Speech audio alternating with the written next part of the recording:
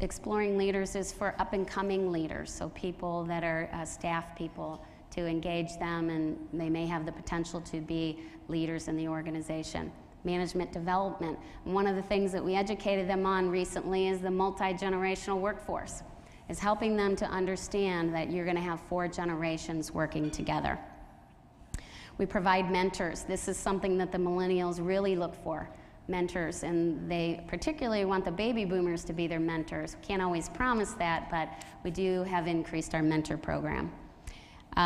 We're engaged with the Chamber doing the Y Stark initiatives, which is getting the young professionals in our organizations involved in the community.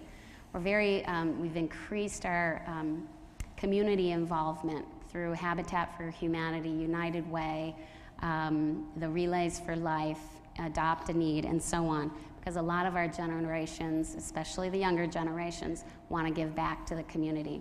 So as you can see, I could probably go on for a while, but I will stop it there.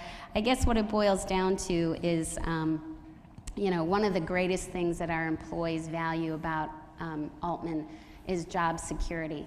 I mean, Altman, the Altman AltCare, the Alt name has been around for over 100 years, and it's an organization that is built on trust and integrity and a solid foundation. And I think it'll be around for a long time, and that's what our employees value probably the most, is the security of their jobs. So with that. Thank you very much, Sue. I guess the point that I'd like to make too, and we've given a lot of attention to the fact that there are a multiplicity of people in the workforce, but the one thing that's coming from all 3 panelists that I sent, and it's in the literature, is no employer can afford to sacrifice results at the sake of addressing the personal needs of its employees, number 1. And number 2, of all things, even if you have 4 generations, you must be consistent. You can't give to a certain group of people a latitude that you withhold from another. So consistency in the application of the rules, setting up the rules to be flexible, but having everybody enjoy that flexibility. I'd like now to invite Geoff to come up, Geoff Gargan, who's been collecting some killer questions for our panel, and our panel I know is up to the challenge. And turn it over to Geoff.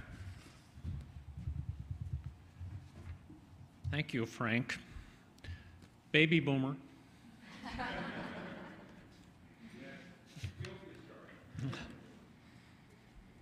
I have some questions that I've been jotting while I listened, and some questions from some of you. If there are more questions, please have them sent up.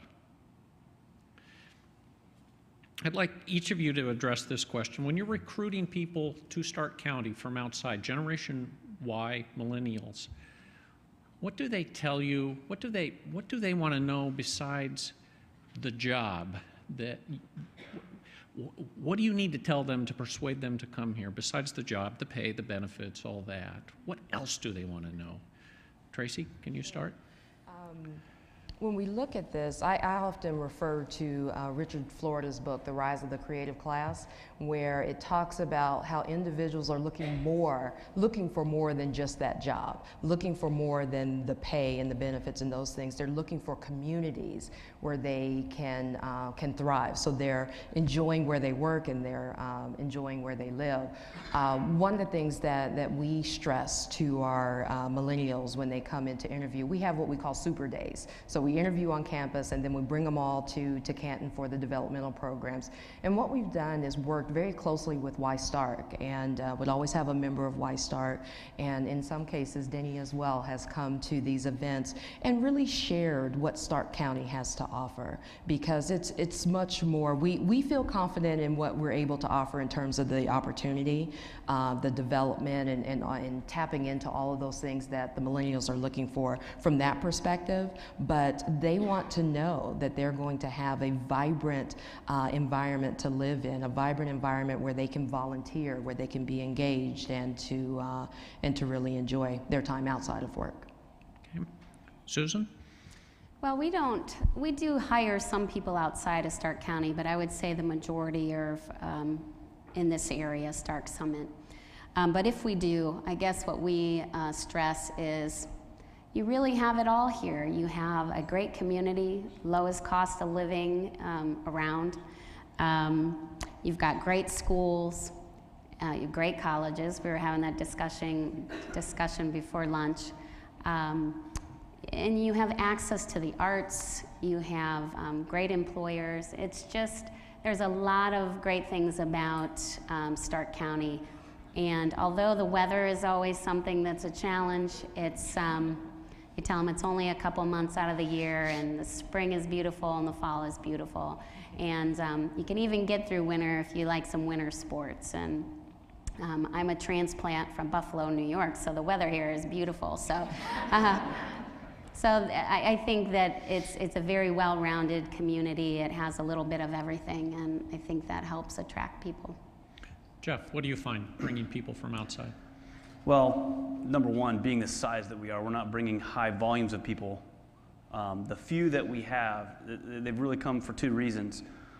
In our industry in general, there's not a whole lot of stability. So that's something that we have to offer both at our business and our community. You know, it's a lot of the folks that have come from out of state grew up here and moved out of state and did the resume and job hopping for a little while. Now they want to stay put and you know, begin the process of putting down some roots. So you know, this is known as a good area for that, and they're maybe coming home to live near or with their parents. You know, again, most of the folks that we're hiring at this point are between 20 and 30 years old. So some of them just don't care about the schools and those kinds of things because they're not thinking that far ahead yet. You know, they're thinking, what bars am I going to go to at night? Where am I? You know, that's what they're looking at. So, and that can be challenging when they're contrasting you with Chicago and New York and those cities.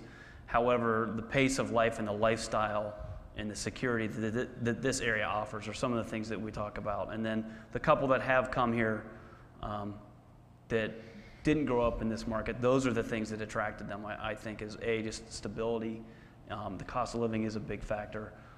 So those are the kinds of things that we sort of use in our arsenal when we're trying to pull someone in, but it's usually on a case-by-case basis. We're not doing, you know, huge amounts of recruiting in big cities or other states. Well, about the jobs themselves, what do millennials tell you they want out of the work? Is it the pay? Is it the foosball table? Is it the chance for professional growth? I have a sister who's a corporate accountant at Starbucks headquarters in Seattle. All the free coffee she wants, a pound of free coffee beans every week. Jeez. Every week, and I've benefited greatly from that. what about the job itself? What do they want? Susan? Well, I would say that they want to collaborate. Millennials really want, they want to work as part of a team. They don't want to be set off in a cubicle by themselves. I would say they also want to be involved. They want to have a say. They want to have a voice. They want to be part of the action. They want to be involved from not only a company standpoint, but also involved in the community. And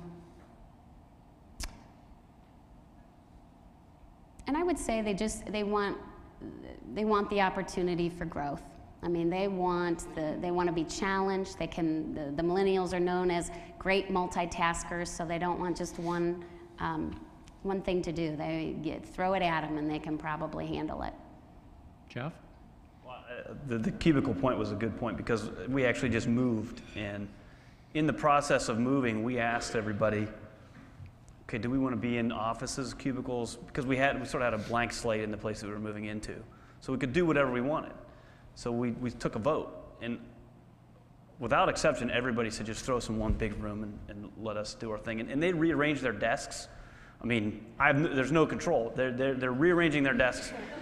Every day you come in and Chris has moved from here to there and Ted's over. It's because when they're the teamwork thing, you know, now they'll sit next to each other and IM each other instead of turning their head and talking. And but they still need to get physically close to each other when they're working on a project. So that's one major thing is that you're right. I agree they want to be on a team and they want to contribute to that team, but they don't want to be spread out and isolated into boxes. They just don't.